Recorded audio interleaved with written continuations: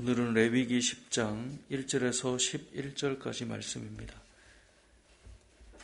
하나님의 백성들에게 있어서 무엇보다 중요한 것은 하나님 앞에 나아가는 예배입니다.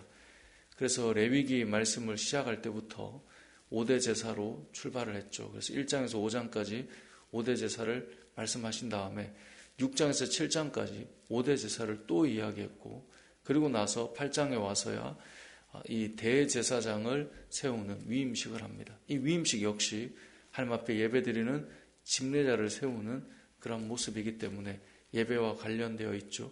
그리고 9장에 가보면 아론의 첫 예배가 나옵니다. 그러니까 지금 계속 예배에 대한 이야기예요. 그렇게 해서 9장까지 첫 예배를 드리고 나서 하나님께서 그 예배에 반응하시고 임재하셔서 하늘에서부터 불이 내려 하나님께서 그 예배를 받으셨다라고 이 9장 22절부터 24절까지 말씀하고 있는 거예요. 지금 예배에 대한 이야기를 계속하면서 이게 얼마나 중요한가를 말한 다음에 오늘 이제 본문 10장에 가보면, 그런데 그 예배를 이 제사장이라면 하나님께서 원하시는 대로 해야 될 그 예배를 저들이 다른 방식으로 드리는 모습이 나오게 됩니다.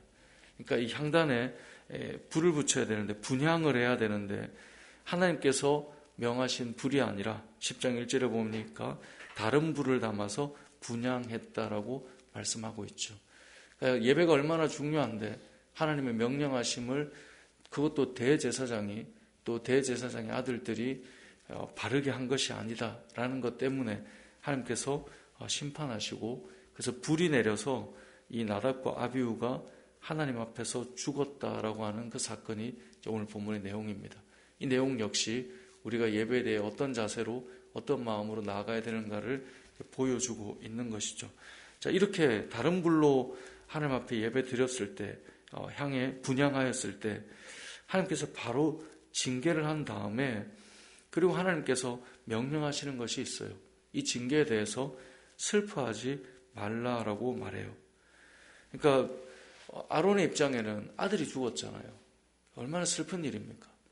동생들이나 친인척의 입장에는 사촌 형이 죽고 형들이 죽었단 말이에요. 근데 하나님께서는 이 일 때문에 너희가 머리를 풀거나 옷을 찢지 말라고 말해요.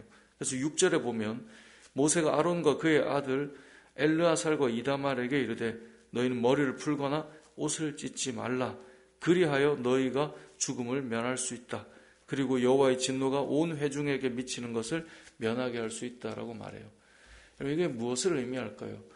아들의 죽음에 대한 그 부분은 얼마나 슬픈 일입니까? 그런데 하나님께서 지금 범죄하고 죄악 가운데 심판받은 것에 대해서 슬퍼하지 말라는 것입니다. 어찌 보면 너무나 냉정해 보이고 또 단호해 보이지만 성도에게 있어서, 특별히 대제사장의 그 집안에 있어서 기억해야 될 것은 하나님 앞에 범죄한 그 모습에 대해서 이 심판을 당한 것을 슬퍼하는 것에 대해서 하나님께서 그것조차도 금하고 있다는 거예요. 그러니까 우리가 얼마나 철저하게 죄에 대해서 어떤 마음을 가져야 되는가를 보여줘요. 단지 슬퍼할 때 무엇으로 슬퍼해야 되는가? 6절 하반절에 보면 오직 너희 형제 이스라엘 온 족속은 여호와께서 치신 불로 말미암아 슬퍼하라고 되어 있어요. 그러니까 죽음에 대해서 슬퍼하지 말고 범죄한 그 사건에 대해서 슬퍼하라는 거예요. 우리가 이건 아닌데 라는 마음으로 슬퍼하라는 거예요. 하나님께서 죄에 대해서 어떤 마음을 가지고 있는가에 대해서 슬퍼해야 되지, 범죄하고 죽은 자를 동정하며 슬퍼하는 것은 하나님께서 기뻐하시는 일이 아니다라고 말씀하고 있습니다. 이전에도 한번 사사기 말씀을 전하면서 그런 말씀 드렸지만 비슷한 경우가 있죠. 사무엘이 어린 시절에 대제사장은 엘리였습니다. 엘리의 두 아들 홈리와 비나스는 하나님 앞에서 악한 죄를 행했던 자들입니다. 그래서 제사를 지낼 때, 하나님 앞에 제사를 지낼 때 예물을 드리면 그 제물을 자기들이 마음대로 취했어요. 그리고 성전 안에서 음란한 자들이었어요. 그런 모습을 볼 때 엘리 대제사장이 아들들에게 뭐라고 말했습니까? 사람이 사람 앞에 범죄하면 우리가 하나님 앞에 중보하고 중재할 수 있는데, 사람이 하나님 앞에 범죄하면 누가 중재할 수 있겠냐? 그러면 안 된다. 돌이켜야 한다. 라고 아들들에게 말했단 말이에요. 근데 이들이 말을 듣지 않았죠. 결국 이들이 다 심판을 받아 죽게 됩니다. 그리고 그 소식을 들은 엘리 제사장도 그 자리에서 죽게 되는데요. 하나님께서 우리에게 분명하게 말씀하시는 부분은 우리가 죄에 대해서 단호해야 된다는 것입니다. 그리고 범죄하고 그것으로 인해 징계를 받은 것을 함께 슬퍼하면서 안타까워하는 것조차도 죄에 동조하는 것이기 때문에 그것을 기뻐하지 않는다는 거예요. 또 이렇게 여기면 어떤 이들은 범죄한 것에 대해서 막 신랄하게 비판하고 이런 사람들이 있는데, 그것도 물론 범죄에서 죽었으니 우리가 슬픔을 표현할 수는 없지만, 오늘 본문에 등장하는 이 아론의 모습을 보면 아론이 어떤 심경이었겠어요.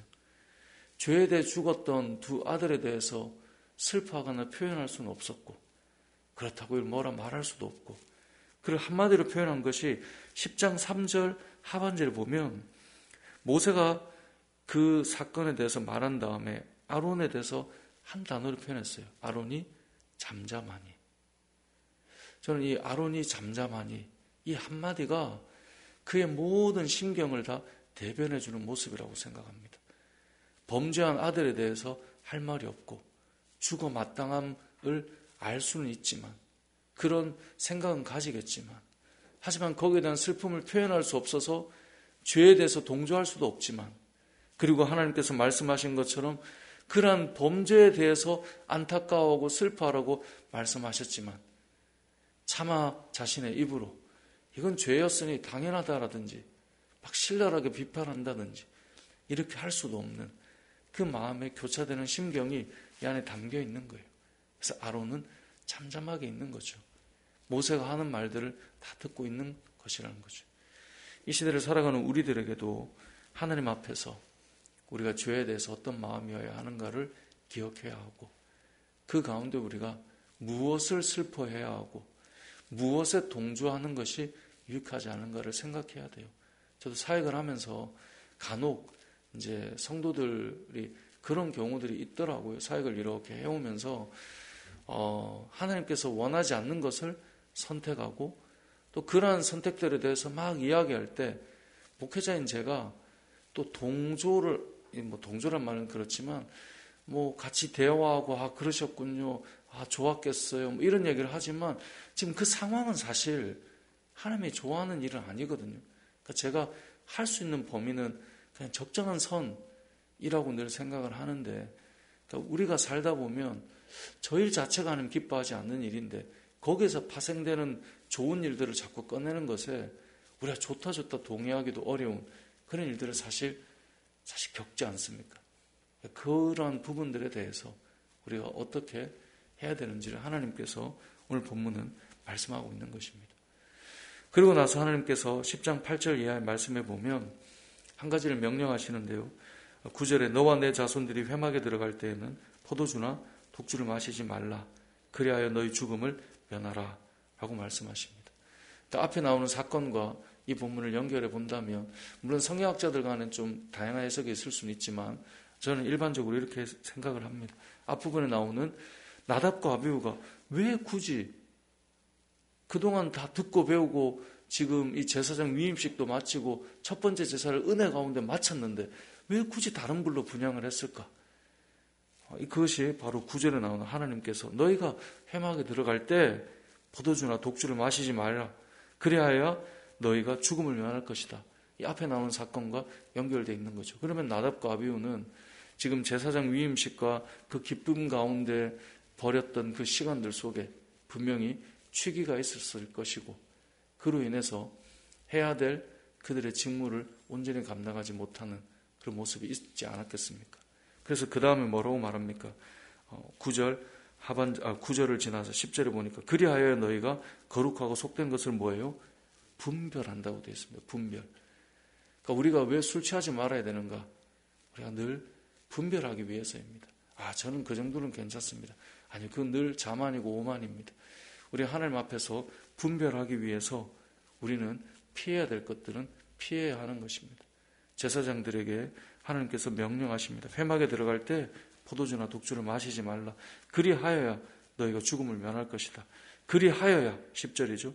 너희가 거룩하고 속된 것을 분별하며 부정하고 정한 것을 분별하고 또 나 여호와가 모세를 통하여 모든 규례를 이스라엘 자손에게 가르칠 수 있다라고 말씀하고 있는 것이죠. 이 땅을 살아가는 저와 여러분의 삶 속에 분별력이 있기를 원합니다. 그런데 그 분별력을 가로막거나 흔들어 놓는 것이 있다면 우리가 가까이 하지 않는 것이 거룩한 삶을 살아가는 데 있어서의 지혜일 것인데요. 이 땅을 살아갈 때 저와 여러분의 삶의 모든 영역 속에 거룩하고 거룩하지 않은 것, 속된 것, 정한 것과 부정한 것을 분별할 수 있는 영적인 분별력을 가질 수 있는 저와 여러분 되시길 주님의 이름으로 축복합니다.